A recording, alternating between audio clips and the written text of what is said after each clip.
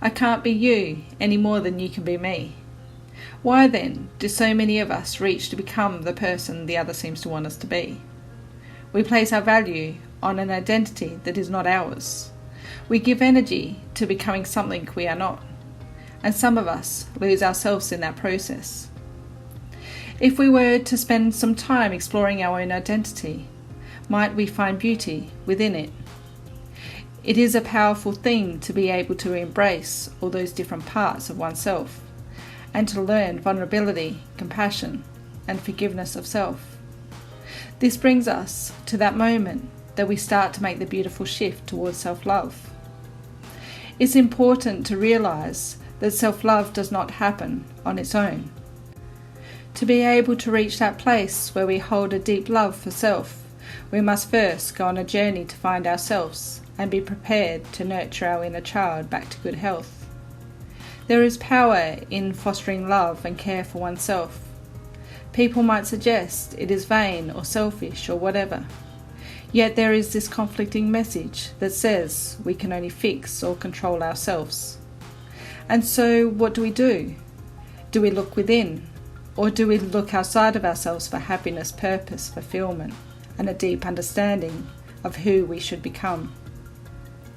It is good to understand that there is only one person in this world that has the power to live, breathe, and embody the lessons placed within our own path. We mirror to another what they need to see, yet for that person to learn the lesson, they must first understand and embrace that lesson as their own. We can encourage and empower another to become whole and to enjoy the journey, but we must realize that the other person is only empowered through being offered the opportunity to choose their own path. It is the role of each individual to choose to heal their own heart, learn self-love, self-respect and self-care, and appreciate their own company. To embrace our identity has the power to shift us towards authenticity and our purpose. I have an appreciation for my intuition and for the ebb and flow of life. We can choose to go with the current, or we can choose to go against the current. This current flows differently for every individual. For some, the current flows in the totally opposite direction to others. We must be mindful of making assumptions when it comes to another's identity. If we make the choice on their behalf, we rob them of their choice. I'm sure you have heard the old proverb, you can lead a horse to water, but you cannot make them drink. We can provide wisdom and support to those around us, but we cannot force for them to onboard this truth as their own. That's not our job. That's not what we are here to do. Our role is only to offer guidance when it seems relevant and support the other on their journey, as opposed to shoving our wisdom down their throat. We need to be mindful of focusing the majority of our energy outwards. We may not be able to fix or change the other, yet we might use a great deal of energy trying. To drain our cup for another might seem like a good option at times, but is it healthy to be doing so? If we have lost our identity, how do we find it again? The only way is to go on a journey of self-discovery. You are the only one with your identity. There might be some similar, but none the same. Others might be able to offer wisdom to guide you on your path, but only you will know whether that piece of wisdom resonates within your being. Your belief systems become part of your identity. As you move through life, your belief systems are likely to change. You might have been authentic at 10, and you might still be authentic at 20 or 50 or 80, yet you have embodied the knowledge you have learned along the way. Because of this, you are different. The mask falls away more and more as we embrace the knowledge and the lessons. The aim is figuring out who we are right now. It is within exposing those layers underneath that mask. We cannot uncover our raw beauty until we are willing to look beneath that mask. The beauty is within our differences and within understanding our identity and reaching towards it. You do not need to believe the same thing as I do, but I can hold space so that you can show me who you are. We consciously or subconsciously choose each day what we channel our energy into. We can judge another for who they are, or we can focus our same energy into becoming the best version of ourselves. For me, sitting within self-love means to honour who I am as a person. It is to embrace and embody those lessons so that I can create a solid foundation within my very being. And through both consciousness and self-love, I learn to show up more presently for those around me. We can learn to be okay on our own. I used to struggle to be myself. I looked outside of myself for love and fulfillment. This created a type of disempowerment within me. When decisions were required, I felt a need to look towards the other. I constantly wanted to spend more time with the other and got a little frustrated if they had their own priorities. But I also had this tendency to lose my identity so that I could become what the other seemed to need me to become, which created a type of duality within me. Nowadays I spend a great deal of time alone, but it is rare that I feel alone. In fact, I kind of prefer to be by myself, but I am also okay to be around people. From my sudden return onwards, I have made it my goal to better understand myself and shift into my authenticity. It is important to realise that this takes time and effort.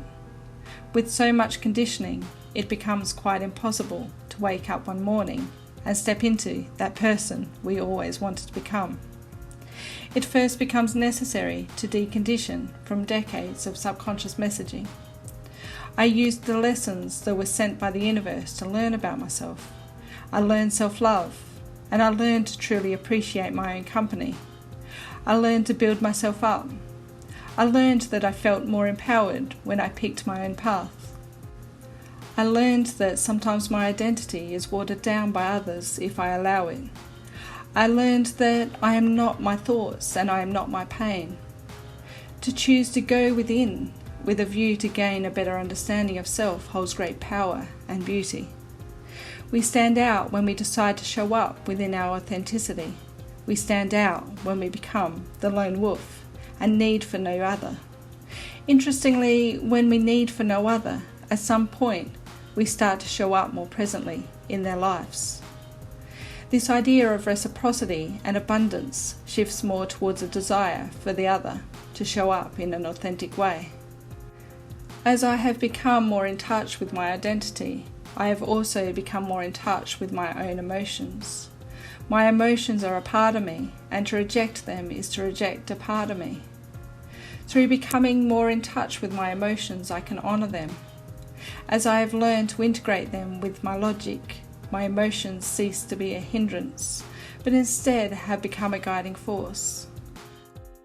I observe as so many embody this message that life is about becoming what the other person suggests we must become. My observations suggest that when we are consistently adjusting with a view to belong, as opposed to setting healthy boundaries, we end up at some point tuning into the chaos channel. We not only become the people pleaser or enabler, but we start to embody our own special flavour of cognitive dissonance. We carry a dualism within, which at some point starts to screw with both our thoughts and emotions. As we sit with the confusion and illusions, we start to look back over our life and ponder on this question: how did we get here? At the point we choose to live and breathe only for the other, we sacrifice our own autonomy. The selflessness creates a type of dualism within us. We look to the other to tell us whether we are the leader or the follower, and in doing so, we step into the role of the follower. Yet if we seek the truth of our identity, then perhaps we were always meant to be the leader. Society seems to suggest that we must be one or the other, either bold or selfless. What I personally reach for is this world somewhere in between. We can become too much about ourselves, but we can also become too much about the other. And so the goal becomes to not only hold space to reach for our own identity, but also create space for the other to show up in theirs. There is toxicity in this thought that we must meet others where they are at. If we all reach for our authenticity, then we all create a requirement for the other to meet us where we are at. We show up and bless the other with our essence. They can so choose to do the same. We might observe that one person isn't quite right for another when showing up within our authenticity. A person might not be ready to grow and change with the other. Or we might notice them growing in a totally different direction. And that's okay. That is all part of life. But it's important that we see it for what it is. We either wait and hold space and work together with that other person, or we choose to shift away, at least for the moment. We do seek to learn through the other, yet we need to be mindful we are not trying to become their identity, and that we don't require for them to become ours. The issue becomes we could wait and hold space forever. It is very important to be consciously aware of the words and actions of the other. They show us what we need to see. When we see those red flags, it can either become a hindrance or we can use it for guidance. When we continuously excuse another, when we choose to sit within this toxic relationship and start to notice a pattern of adjustment to keep the other comfortable, that is a moment that we realize we have made ourselves the martyr and sacrificed our identity for the other. As we make a conscious choice to do a deep dive into our soul, we gain a better understanding of self. We start to accept both the light and the dark.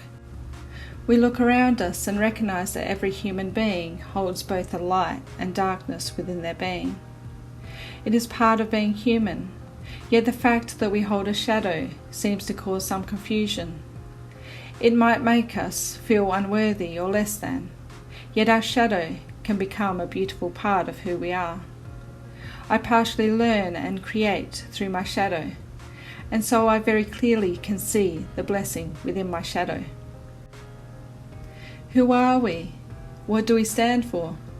Why do we have these hands, these feet, this brain? What sets us apart from the other? Do we need to fix the other? If so, then why? Are they perhaps broken? If they are, then whose job is it to fix their brokenness? What if we think they are broken and we are continually trying to fix them, only to realize they were never broken in the first place? What if we break them even more by trying to fix their brokenness? It is interesting when we delve into such questions, but we also need to be mindful that we are asking the right questions. I have found it useful to give consideration to where I allow my energy to flow. It is good to reflect, but it is also important to take action. If we spend our life anxious and worried, might we fail to see the beauty in the moment?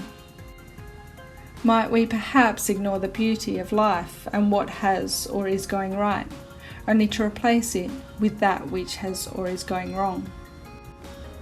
We can quite honestly waste decades looking to another for guidance on who we are, only to realize that our true identity is hidden within our very being. This leads us into a journey where we seek to understand and heal from our trauma. But as we heal that trauma, we realize that we have created protective walls and armor deep within our being. As we work to remove them, we become kind of amazed at how strong we built them. The aim was that nobody would be able to hurt us. We realize that we not only need to heal, but we need to figure out how to remove at least some of the protective walls and armor that our identity is hidden beneath.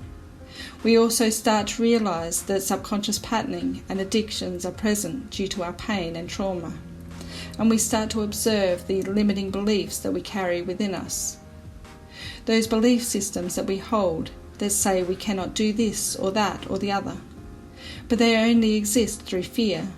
It is through fear that we are often held back from embracing our authenticity.